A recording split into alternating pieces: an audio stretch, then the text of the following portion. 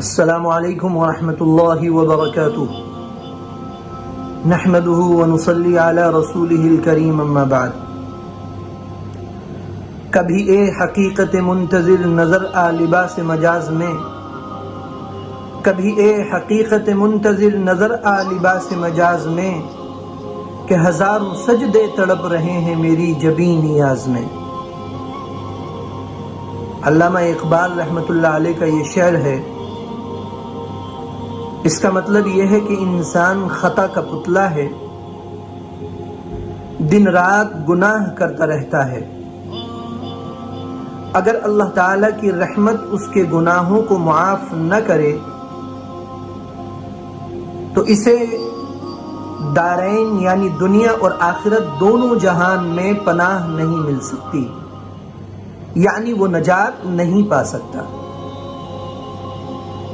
اس لیے ہم سبھی لوگوں کو یہ چاہیے کہ گناہوں کی توبہ کے ساتھ ساتھ اللہ تبارک و تعالیٰ کی رحمت کو بھی طلب کرتے رہیں اور ہمیشہ اس کا معمول بنائیں۔ اور اللہ تعالیٰ نے جو نعمتیں ہمیں دی ہیں، چاہے وہ ظاہری نعمتیں ہوں، چاہے وہ باطنی نعمتیں ہوں، مال و دولت کی شکل میں ہوں یا صحت و تندرستی کی شکل میں ہوں،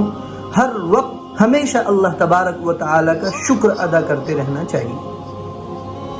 اس لیے کہ اللہ تعالیٰ نے قرآن عظیم الشان میں یہ ارشاد فرمایا، لَإِن شَكَرْتُمْ لَأَزِيدَنَّكُمْ وَلَإِن كَفَرْتُمْ إِنَّ عَذَابِي لَشَدِيدٌ، کہ اگر تم لوگ میری دی ہوئی نعمتوں کا شکر بجا لاتے رہو گے تو میں تمہاری ان نعمتوں میں اور اضافہ کرتا رہوں گا، اور اگر تم نے میری دی ہوئی نعمتوں کی ناشکری کی تو یاد رکھو میری گرفت، میری پکڑ اور میرا عذاب بہت سخت ہے۔ اس کا مطلب یہ ہے کہ اللہ تبارک و تعالیٰ کی طرف سے یہ اعلان ہے کہ انسان کو ہمیشہ اللہ تعالیٰ کی نعمتوں کا شکر ادا کرتے رہنا چاہیے، چاہے وہ شکر انسان کی زبان سے ہو یا اسی طرح انسان کے جسم کے اعضاء و جوارح سے ہو۔ بہر صورت ہر انسان کو اللہ تعالیٰ کی نعمتوں کا شکر بجا لاتے رہنا چاہیے۔ یہ یاد رکھیں کہ وہ پروردگار جس نے ہمیں تمام تر نعمتوں سے نوازا ہے، دنیا کی تمام ہماری جائز تمناؤں کو پورا فرمایا ہے، وہ پروردگار اگر ناراض ہو جائے تو وہ ایک منٹ میں، ایک آن میں، ایک پل میں ان تمام نعمتوں کو ہم سے چھیننے پر بھی قدرت رکھتا ہے۔ تو اس لیے ہم سب کو اپنی زبان سے اور اپنے جسم کے اعضاء و جوارح سے اللہ تعالیٰ کی نعمتوں کا شکر ادا کرتے رہنا چاہیے۔ آج کے وقت میں ہمارے معاشرے میں بڑی تیزی کے ساتھ یہ خرابی آئی ہے کہ لوگ زبان سے تو اللہ کا شکر ادا کرتے ہیں، لیکن اعضاء و جوارح سے، اپنے جسم سے اللہ تعالیٰ کی نعمتوں کا شکریہ ادا نہیں کرتے۔ اور وہ اس طرح سے کہ جسم سے، اعضاء و جوارح سے شکر کا طریقہ اللہ تعالیٰ نے یہ بیان فرمایا ہے کہ انسان جس پر 5 وقت کی نماز فرض کی گئی ہے، وہ 5 وقت کی نماز کی ادائیگی کا خیال رکھے، 5 وقت کی نماز پابندی کے ساتھ پڑھے، سال میں 1 مرتبہ رمضان المبارک کے مقدس مہینے کے روزے آتے ہیں، ان روزوں کو پابندی کے ساتھ رکھے۔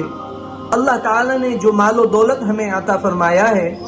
اس میں جو لوگ ضرورت مند ہیں، ان ضرورت مندوں کو، ان حق والوں کو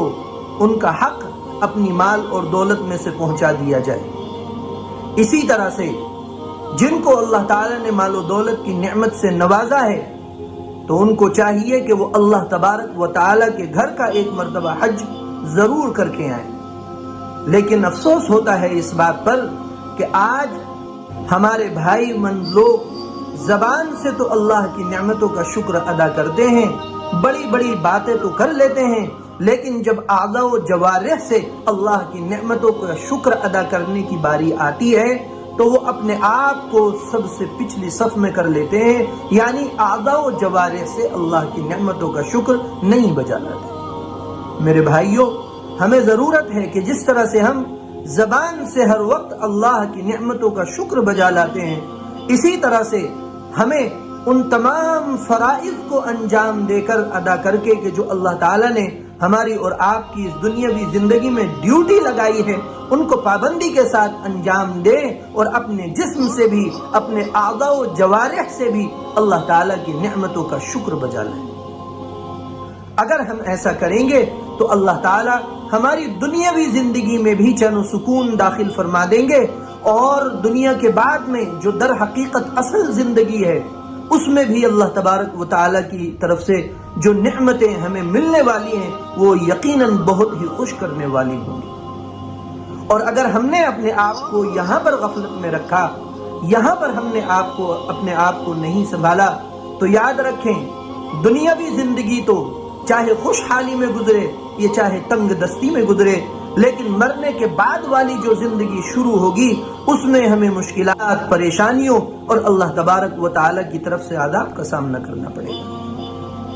میرے بھائی، اس لیے عقل مند انسان وہ ہے کہ جو دنیا میں رہتے ہوئے اپنی آخرت کی تیاری کرے اور ہمیشہ دنیاوی زندگی میں اپنے آپ کو اچھے کاموں میں لگائے رکھے۔ اللہ تعالیٰ نے جو چیزیں ہمارے اور آپ کے ذمہ فرض کیے ہیں ان فرضوں کی ادائیگی کو بجا لاتا رہے، تو انشاءاللہ دنیا میں بھی کامیابی آپ کے قدم چومے گی، اور آخرت میں بھی اللہ تبارک و تعالی جنت الفردوس جیسی عظیم الشان نعمت سے ہم سب کا استقبال فرمائیں گے۔ اللہ تعالیٰ سے دعا ہے کہ وہ ہم سب کو ان تمام باتوں کو سمجھ کر کے ان کو اپنی زندگی میں داخل کرنے کی توفیق و مرحمت فرمائے، آمین۔ وآخر دعوانا ان الحمد للہ رب العالمین۔